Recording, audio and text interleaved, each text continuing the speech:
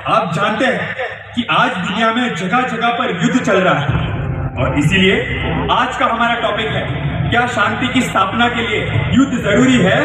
Is war necessary for peace? हमारे साथ है respected politician. So let's begin. Mister Gangopadhyay, over to you.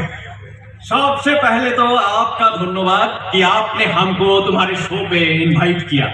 हमारा मत अनुसार युद्ध जरूरी है। शांति से क्रांति नहीं होता है, क्रांति से शांति होता है।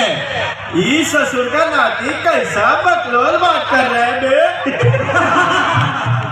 लल्लन जी, आप मेरे गेस्ट के साथ ऐसी भाषा में बात नहीं कर सकते। No means no, you have to say sorry.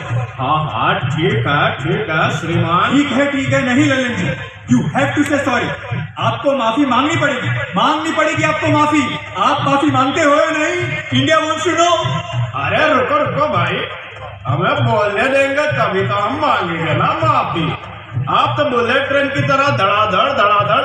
ए बाबू मोसाई, आपका माफी दे दो। Thank you.